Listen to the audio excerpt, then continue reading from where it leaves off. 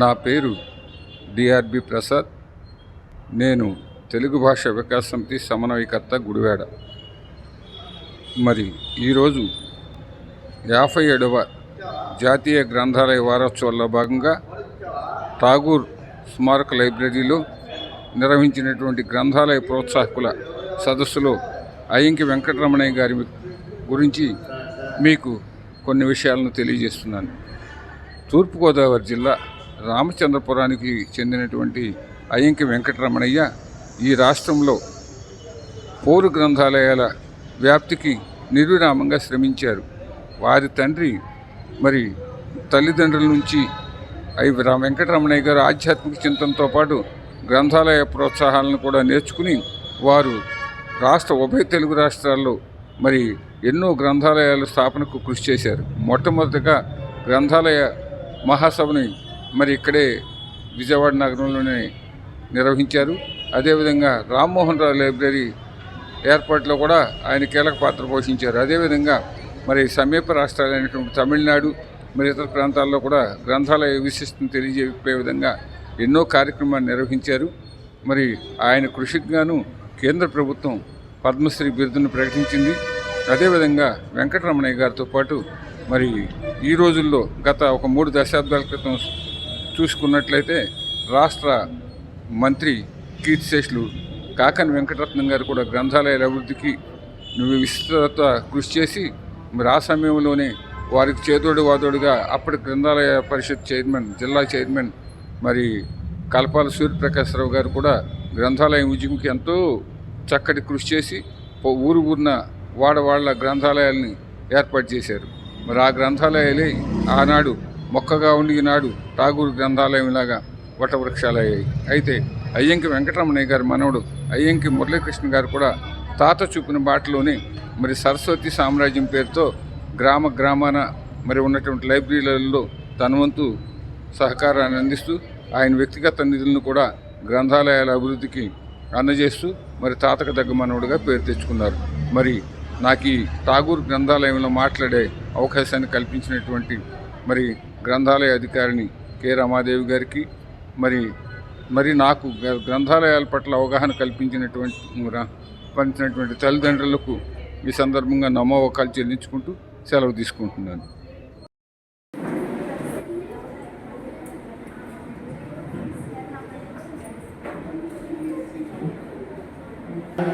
మా యొక్క 57వ జాతీయ గ్రంథాలయ వారోత్సవం సందర్భంగా వారం రోజులు కూడా వివిధ రకాల కార్యక్రమాలు జరుగుతున్నాయి. ఈ కార్యక్రమాల్లో భాగంగా మానవ ద్రవ్యాల మీద మీ అందరికీ కూడా అవగాహన కల్పించడానికి ఈరోజు మనకు ముఖ్య అతిథిగా ఎక్సైజ్ డిపార్ట్మెంట్ నుంచి సిఐ గారు శ్రీమతి టి శ్రీవాణి నాగవాణి గారు ఇక్కడికి వచ్చారు. మేడం గారిని సాధారణంగా వేదిక రావాల్సిందిగా కోరుతున్నాను.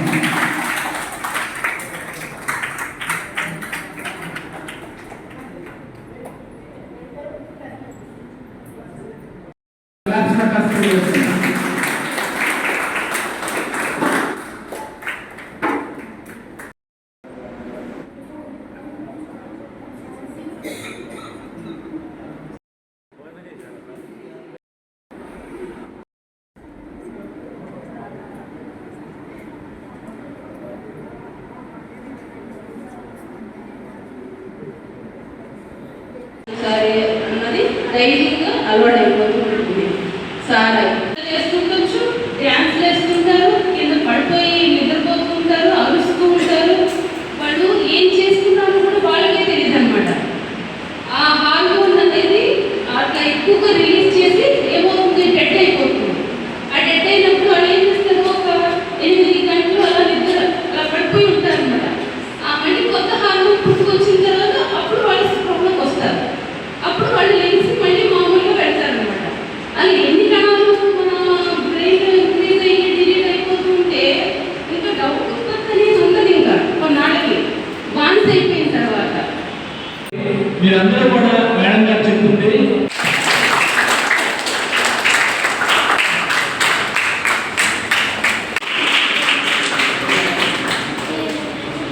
7వ గ్రంథాలయ వారోత్సవాల సందర్భంగా ఈరోజు మాదక ద్రవ్యాల గురించి అవగాహన కార్యక్రమంకి వచ్చినందుకు చాలా సంతోషంగా ఉంది. యువతలో ఈ రోజున మాదక ద్రవ్యము అంటే డ్రగ్స్కి బాగా అలవాటు పడిపోయి ఉన్నారు. హెరాయిన్, సారా, లిక్కరు, మత్తు పదార్థాలు, చాక్లెట్ రూపేణ అన్ని రకాలుగాను మత్తు పదార్థాలు దొరుకుతున్నాయి. ఈరోజు కాలేజీకి వెళ్ళే యువత ముఖ్యంగా డ్రగ్స్కి బానిస అయిపోతున్నారు. దీన్ని నిర్మూలించడానికి ప్రతి తల్లిదండ్రులు, స్నేహితులు వారికి ఇదిగా సపోర్ట్ చేయాలని, వారు ఏదైనా తప్పుదోవ పడుతుంటే దాన్ని వాళ్ళలో మార్పు కనుక కనిపించినట్లయితే ఆ మార్పు దేనివల్ల వస్తుందనేది స్నేహితులకే ఎక్కువ తెలుస్తుంది.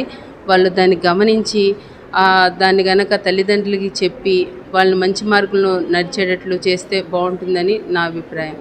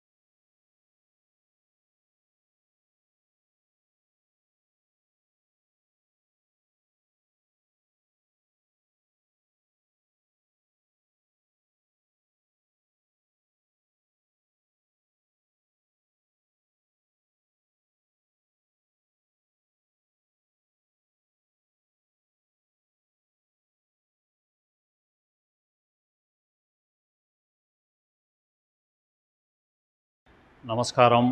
నేను త్రిపురమల్ల అనిల్ కుమార్. ఈరోజు ఇక్కడ ఠాగూర్ స్మారక గ్రంథాలయం, బందర్ రోడ్, విజయవాడలో మా ఇంటిలో ఉన్న పూర్వం మేము చదివినటువంటి పుస్తకాలు, మా పిల్లలు చదివినటువంటి పుస్తకాలు, వాళ్ళకి ఎంతో ఉపయోగపడిన పుస్తకాలు చదవకుండా పక్కన పెట్టేసి ఇప్పుడు వాడకంలో లేని పుస్తకాలని ఈ గ్రంథాలయము వారోత్సవాల సందర్భంగా నేను ఇక్కడికి వచ్చేటువంటి పాఠకులకు ఎంతో ఉపయోగపడతాయి అన్న ఉద్దేశంతో రకరకాల పుస్తకాలన్నింటినీ నేను తీసుకొచ్చి ఇక్కడ ఈ గ్రంథాలయంలో పొందుపరచడానికి మనస్కరించి వచ్చి ఇక్కడ ఇచ్చి ఉంటున్నాను. ఇలాగా ఈ పుస్తకాలు, ఎన్నో రకాలైన పుస్తకాలు జ్ఞానాన్ని పంచడానికి మీరు కూడా మీ ఇళ్లలో ఎన్నో రోజుల నుంచి, సంవత్సరాల నుంచి పక్కన పెట్టేసి ఉన్న పుస్తకాలని ఇక్కడ కనుక ఇటువంటి గ్రంథాలయాలకి కనుక అందజేస్తే జ్ఞానదానం చేసిన పుణ్యం కానివ్వండి, ఆ ఫలితము పాఠకులకి కలుగుతుంది. సో తప్పకుండా మీరు కూడా ఇలాగా పుస్తకాలని అందజేస్తారని చెప్పేసి ఆశిస్తూ నమస్కారం.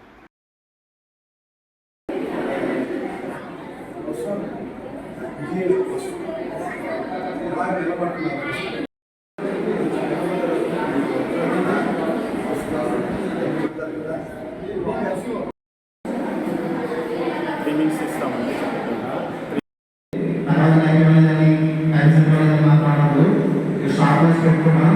రెగ్యులర్ యూనిట్స్కి ఇక్కడికి వచ్చి మీరు ఏదైతే చెప్పాలనుకుంటున్నారో మీరు చెప్పండి. ఒక సెక్షన్ ఉంటుంది, అదొక పాఠం. తర్వాత మీ ప్రొనౌన్సియేషన్ బట్టి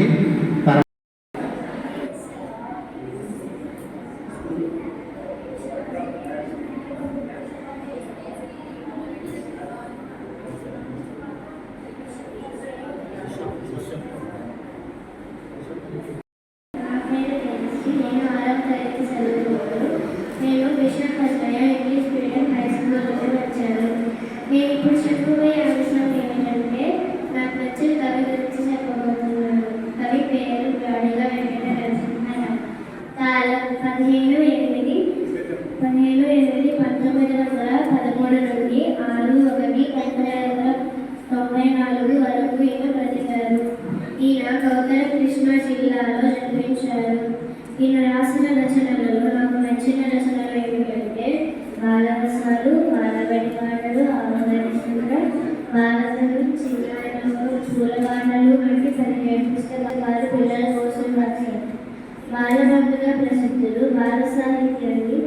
ఉద్యమస్ఫూర్తితో వ్యాప్తి చేయడం తన జీవిత ధ్యేయంగా బివి నరసింహారావు పెట్టుకున్నారు. మించమూరి లక్ష్మీనరసింహారావు గారు రాసిన అనార్కలి నాటకంలో అనార్కలి పాత్ర ధరించి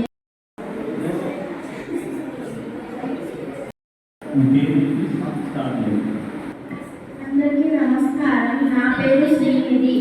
నేను 6వ తరగతి చదువుతున్నాను. నేను bishop Shreya English medium high school నుండి వచ్చాను. ఇవాళ నేను ఇక్కడ నాకు నచ్చిన 21వ తారీఖు 5వ నెల 1987న శ్వాస విడిచారు. ఆయన రాసిన రచనలలో నాకు నచ్చిన రచనలు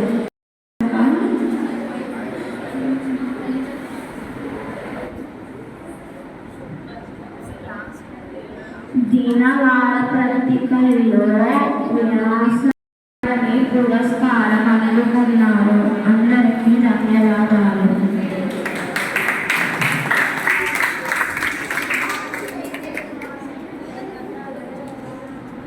వాళ్ళు చెప్పేటప్పుడు అందరూ వినండి, ఎందుకంటే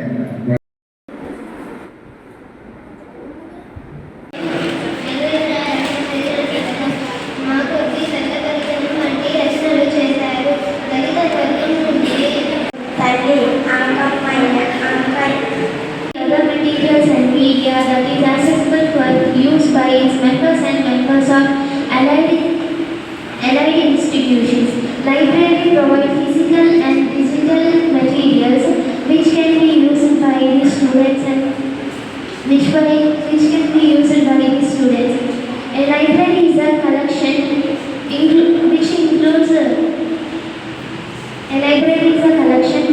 which includes physical materials like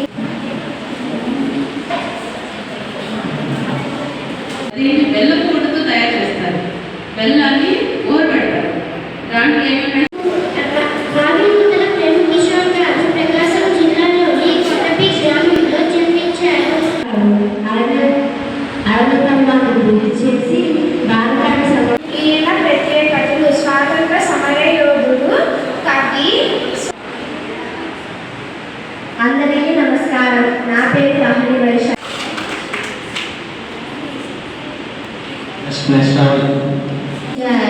బాలకాసులు, బాలబడి పాటలు రాశారు. అయితే మిగిలిన అరణ్య కర్మకులు సగభాగం మాత్రం తెలుగు భాషను, తెలుగు వారిని ధన్యులను చేశారు. శ్రీమద్ విద్యాదానం గొప్పది.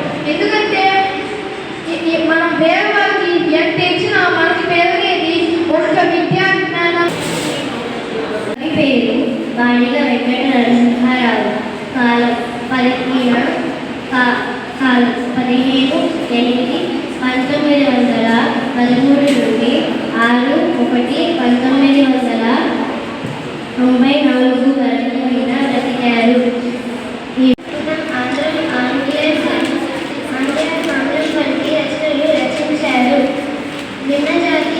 అయినా కొనుక్కో కానీ మంచి పుస్తకం కొనుక్కో అని మహాకవి శ్రీ కందుమూరి వీరేశలింగం పంతులు గారు చెప్పారు. తరతరాలుగా విజ్ఞాన సంపద. గ్రంథాలయం అంటే గ్రంథాలు అన్నీ ఒక చోట చేస్తే దాన్ని గ్రంథాలయం అని అంటారు. గ్రంథాలయంలో అసలు గ్రంథాలయం అనే పేరు ఎలా వచ్చింది? పుస్తకాలు సమస్య బుక్ రికార్డులు మరియు లభ్యత కోసం డిజిటల్ ప్లాట్ఫామ్ లేకపోవడం. అందరికీ నమస్కారం. జీవించాలంటే శ్వాస తీసుకోవాలి. కానీ శ్వాస తీసుకోవడం ఎంత అవసరమో గ్రంథాలయాలు కూడా జ్ఞానాన్ని పెంచుకోవడానికి మరియు సమాజం అభివృద్ధికి అంతే అవసరం. నాగరికతకు గ్రంథాలయాలు దర్పణంలా ఉన్నాయి. గ్రంథాలయం అంటే కొన్ని పుస్తకాలు ఒక చోట కుడికయ్యే గ్రంథాలయం అంటాము.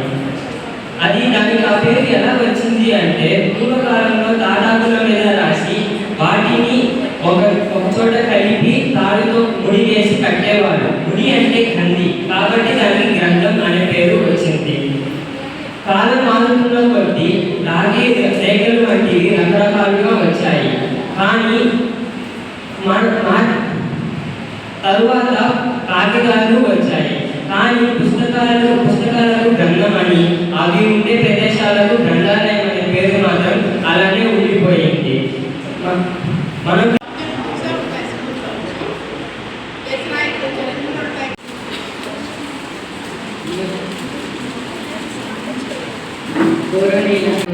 కులామన్న భేదాలు ఏమి ఉండదు. ఎవరైనా ప్రవేశించవచ్చు. గ్రంథాలయం లోపలికి ప్రవేశించడానికి ఎలాంటి ఫీజులు అనేవి ఉండవు.